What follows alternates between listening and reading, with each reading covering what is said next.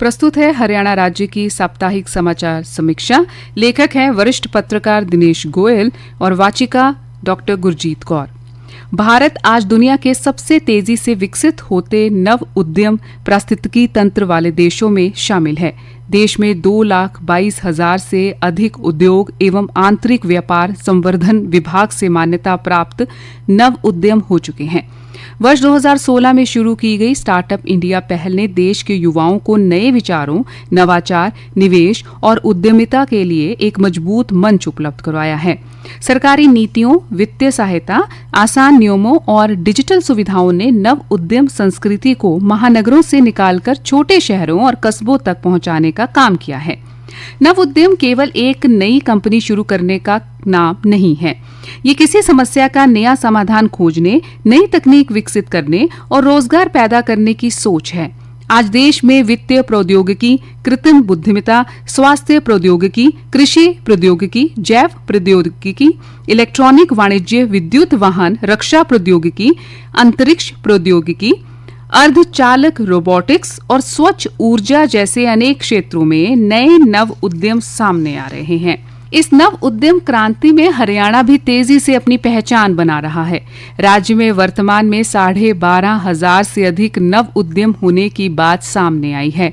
हरियाणा सरकार का लक्ष्य केवल नव उद्यमियों की संख्या बढ़ाना नहीं, बल्कि ऐसा वातावरण तैयार करना है जिसमें प्रत्येक सफल उद्यमी आगे किसी दूसरे युवा को उद्यम शुरू करने के लिए प्रेरित और सहयोग कर सके। मुख्यमंत्री नायब सिंह सैनी का मानना है कि यदि प्रत्येक नव उद्यम से एक और नया नव उद्यम खड़ा किया जाए तो प्रदेश में नव उद्यमों की संख्या बढ़कर 25,000 से अधिक हो सकती है। उनका जोर इस बात पर है कि प्रदेश के युवा केवल नौकरी मांगने वाले ना बने, बल्कि नौकरी देने वाले उद्यमी बने। ये सोच हरियाणा की अर्थव्यवस्था के लिए महत्वपूर्ण बदलाव ला सकती है। एक सफल नव उद्यम अपने संस्थापक के साथ साथ तकनीकी विशेषज्ञों, कर्मचारियों, विपणन विशेषज्ञों, आपूर्तिकर्ताओं और छोटे कारोबारियों के लिए भी रोजगार और व्यवसाय के अवसर पैदा करता है। हरियाणा के नव उद्यम पारिस्थितिकी तंत्र की सबसे बड़ी ताकत गुरुग्राम है। दिल्ली राष्ट्रीय राजधानी क्षेत्र से बेहतर संपर्क, बड़ी कंपनियों की मौजूदगी, निवेशकों तक आसान पहुंच और आधुनिक आधारभूत ढांचे के कारण गुरुग्राम देश के प्रमुख नव उद्यम केंद्रों में शामिल हो चुका है। यहाँ वित्तीय प्रौद्योगिकी, सॉफ्टवेयर, सेवा, कृत्रिम बुद्धिमत्ता, इलेक्ट्रॉनिक वाणिज्य, शिक्षा प्रौद्योगिकी, मानव संसाधन प्रौद्योगिकी, माल परिवहन एवं आपूर्ति प्रबंधन और उन्नत प्रौद्योगिकी जैसे क्षेत्रों में बड़ी संख्या में कंपनियां और नए उद्यम विकसित हो रहे हैं। गुरुग्राम की विशेषता ये है कि यहाँ एक नव उद्यम को केवल कार्यालय और आधारभूत ढांचा ही नहीं मिलता, बल्कि अनुभवी पेशेवरों, निवेशकों, मार्गदर्शकों और बड़ी कंपनियों तक पहुंच भी मिलती है। यही कारण है कि देश के अनेक युवा उद्यमी गुरुग्राम को अपने नव उद्यम के लिए प्राथमिकता दे रहे हैं। हरियाणा की अर्थव्यवस्था में विनिर्माण का हमेशा महत्वपूर्ण योगदान रहा है।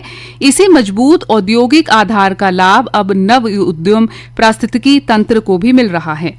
फरीदाबाद और मानेसर में मोटर वाहन एवं वाहन कलपुर्जे, विद्युत वाहन, रोबोटिक्स, औद्योगिक स्वचालन तथा विनिर्माण प्रौद्योगिकी से जुड़े नए उद्यमियों के लिए बड़ी संभावनाएं हैं। विद्युत वाहनों के बढ़ते बाजार के साथ बैटरी प्रौद्योगिकी, चार्जिंग आधारभूत ढांचा, वाहन बेड़ा प्रबंधन, वाहन सॉफ्टवेयर और विद्युत वाहन कलपुर्जों में भी नए नव उद्यमों के अवसर पैदा हो रहे हैं। राज्य के उत्तरी हिस्से में पंचकुला और अंबाला भी नव उद्यम और प्रौद्योगिकी पारिस्थितिकी तंत्र की दिशा में आगे बढ़ रहे हैं। इन क्षेत्रों में सूचना प्रौद्योगिकी, इलेक्ट्रॉनिक, स्वास्थ्य प्रौद्योगिकी, शिक्षा और रक्षा संबंधी प्रौद्योगिकी जैसे क्षेत्रों में नए उद्यम विकसित होने की संभावना तेजी से बढ़ रही है। विशेषकर अंबाला की रक्षा और इलेक्ट्रॉनिक से जुड़ी औद्योगिक पहचान तथा पंचकुला की चंडीगढ़ त्रिनगर क्षेत्र से निकटता इन दोनों क्षेत्रों की नई तकनीक आधारित व्यवसायों के लिए महत्वपूर्ण बनती जा रही है। रोहतक और सोनीपत में विश्वविद्यालयों, कॉलेजों और शिक्षण संस्थानों की बड़ी संख्या के कारण छात्र उद्यमिता को बढ़ावा देने की अच्छी संभावना विकसित कर रहे हैं। इसी के साथ ये समाचार समीक्षा समाप्त हुई। नमस्कार।